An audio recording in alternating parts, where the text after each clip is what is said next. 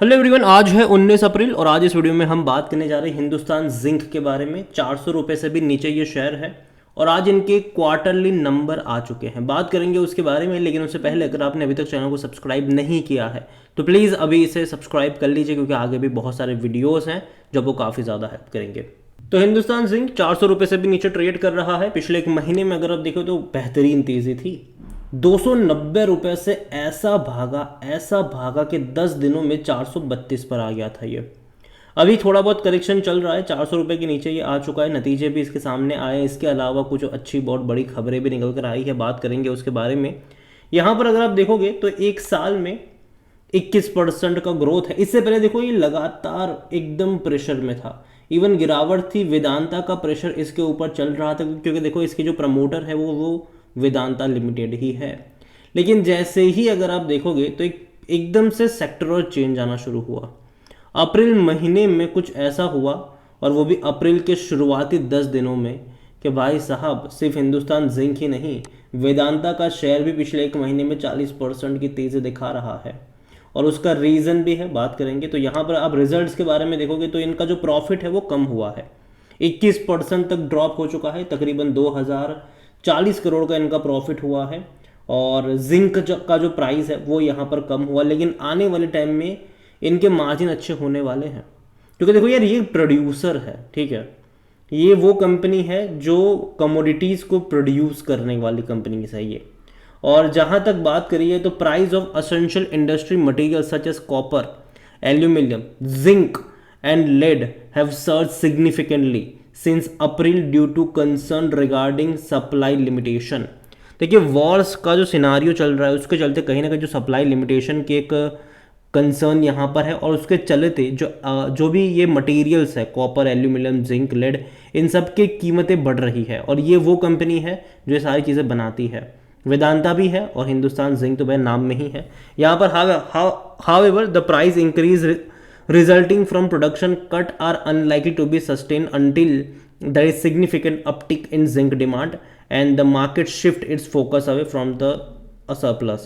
देखो, ये जो चेंज आया है वो टेम्पररी भी है, ठीक है। ऐसा नहीं है कि भैया जो कीमतें बढ़ी है वो बढ़ती ही रहेगी, बाद में कम भी होगी, और जब कम होगी तब वापस से गिरावट के लिए भी आपको तैयार रहना पड़ेगा। लेकिन हाँ, एक अच्छी रफ्तार दिखाई ज़रूर है। और इतना ही नहीं, सबसे बड़ी बात हिंदुस्तान जिंक को लेकर जो निकल कर आई है वो है कि भैया अब हिंदुस्तान जिंक दुनिया में तीसरी सबसे बड़ी कंपनी बन चुकी है जो सिल्वर प्रोड्यूस करती है। सिल्वर प्रोड्यूस करने वाली दुनिया की, सिर्फ इंडिया की नहीं, दुनिया की ये तीसरी सबसे बड़ी कंपनी बन चुकी है हिंदुस्तान जिंक।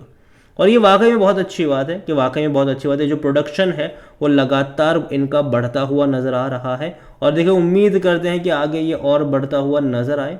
और इतना ही नहीं, हिंदुस्तान जिंक वेदांता ग्रुप की जो कंपनी है in zinc lead silver business is the world second largest integrated zinc producer and now the third largest silver producer. देखो, जिंक प्रोड्यूसर में भी दूसरे नंबर पर है दुनिया में जो इंटीग्रेटेड जिंक प्रोड्यूसर है वो, और सिल्वर में तो तीसरे नंबर के ऊपर ये अभी बैठे हुए हैं।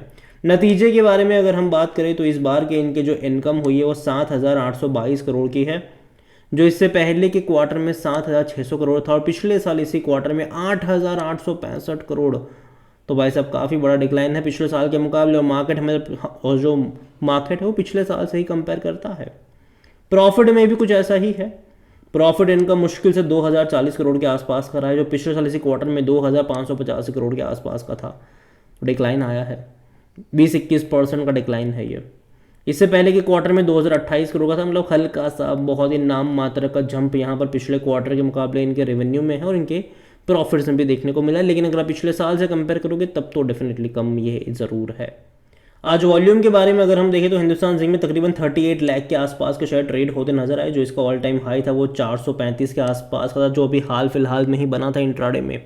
और मार्केट कैप इसका देखें तो 1,65,000 करोड़ के आसपास का देखने को मिल रहा है। कंपनी को लेकर अगर हम बात करें तो according to Moneycontrol user बेचने की सलाह कोई नहीं दे रहा, हर कोई कह रहा है खरीदो, खरीदारी करी है तो यहाँ पर बने रहो। इतना ही नहीं, अगर बात करें तो डिविडेंड भी भैया भारी भरकम पे करता था ये पिछले साल। अगर आप देखो इसने 4 बार पे किया है। क्यों? जितना कमाते नहीं थे उससे ज़्यादा का डिविडेंड पे करा था इसने। उसका रीज़न था वेदांता। भैया वेदांता को ज़रूरत है पैसों की, और पैसों के लिए वेदांता कर क्या रहा है, यहाँ पर प्रमोटर वेदांता ही है। तो हिंदुस्तान जिंक से एज अ डिविडेंड के फॉर्म में पैसा ले रहा है, मतलब पैसा निकाल रहा है।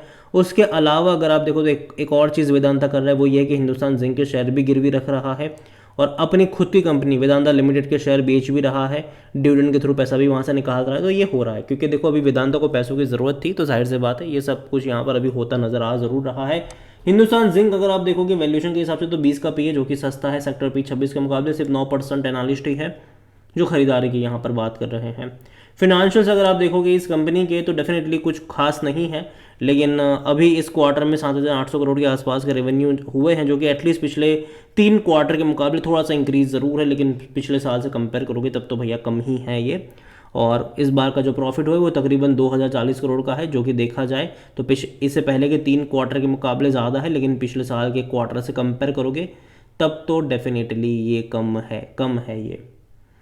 और जहाँ तक शेयर होल्डिंग के बारे में देखें तो प्रमोटर के पास 64.92% का स्टेक है, और प्रमोटर की होल्डिंग अगर आप देखोगे दिसंबर में तो ये उतनी ही थी, आज भी उतनी ही है, लेकिन प्रमोटर ने भैया बहुत सारे शेयर्स, मतलब सब कुछ प्रमोटर का यहाँ पर गिरवी है। म्यूचुअल फंड की 0.04% की होल्डिंग आज भी उतनी ही है। डोमेस्टिक की 2.93% की होल्डिंग 2.94% पर है। एफआईएस ने बड़ी बिकवाली करी है, 0.69 से 0.60 पर आ चुके हैं। यहाँ पर ये आप देख रहे हो कि रिटेल इन्वेस्टर के पास सिर्फ 1.70% का ही स्टेक है, लेकिन हमें ये समझना होगा कि अदर पार्टीज में जो 29.80% का है उसमें से गवर्नमेंट के पास बहुत बड़ी क्वांटिटी है, ये पूरा गवर्नमेंट ही मान के चलो आप यहाँ पर। और यही वजह थी कि हिंदुस्तान जिंक और वेदांता की डील नहीं हो पाई, क्योंकि गवर्नमेंट ने मना किया कि भैया नहीं कर सकते हो आप ये डील, और उसके चलते वेदांता भैया अपने डेट को चुकाने में स्ट्रगल कर रहा है। वरना वेदांता का प्लान यही था कि अपना इंटरनेशनल जिंक असेट्स का जो बिजनेस है वो तकरीबन $3 बिलियन में हिंदुस्तान जिंक को बेच दिया जाए, और जो पैसा आएगा उससे अपना कर्जा चुका के आराम से बैठो, सिंपल सी बात है। लेकिन ऐसा हुआ नहीं, तो अब यहाँ पर यही पूरा खेल चल रहा है। आने वाले टाइम में कहीं ना कहीं मुझे लगता है कि गवर्नमेंट ओएफएस के जरिए ही सही, लेकिन अपना स्टेक यहाँ पर हिंदुस्तान जिंक में थोड़ा बहुत रिलीज़ करती नज़र आ सकती है। और जब भी तेज़ी आएगी थोड़ा बहुत स्टेक गवर्नमेंट यहाँ पर रिलीज़ करेंगी, अपना ओएफएस लेकर आएंगी। लेकिन हाँ, अगेन गवर्नमेंट ने साथ में ये भी बोला है कि एक ही झटके में नहीं बेचेंगे, वो 4-5 ट्रांजैक्शन में इसको बेचेंगे। तो देखते हैं कि क्या होगा, लेकिन ओवरऑल मैं अभी इतना कहूँगी जो नंबर्स आए हैं वो उतने भी एंकरेजिंग नहीं है। तो कहीं ना कहीं मुझे लगता है कि नतीजे के चलते थोड़ा बहुत प्रेशर यहाँ पर क्रिएट हो सकता है। अभी यहाँ पर डिक्लाइन वाला फेज चल रहा है। देखो, मैं मानता हूँ कि मेटल सेक्टर अभी भी आने वाले 1-1.5 महीने तक तो अच्छा परफॉर्म करेगा। अभी भी पोटेंशियल है कि मेटल सेक्टर जो है वो एग्जिस्टिंग लेवल से 10-15% की तेज़ी आराम से दिखा सकता है, लेकिन उसके बाद एक करेक्शन के लिए भी आपको तैयार रहना पड़ेगा। तो नज़र रखिए इसके ऊपर, हिंदुस्तान जिंक के ऊपर। और बहुत जल्दी वेदांता के ऊपर भी एक वीडियो आने वाला है, तो चैनल को सब्सक्राइब करना भूलिएगा नहीं, बेल आइकन को प्रेस जरूर कर लीजिएगा। वीडियो को यहीं पे एंड करता हूँ, पसंद आया हो तो लाइक करो, शेयर करें। चैनल अगर पहली बार है तो प्लीज़ सब्सक्राइब करो। हिंदुस्तान जिंक के बारे में आप क्या सोचते हैं वो भी आप मुझे कमेंट में लिख के बता सकते हैं। Thank you.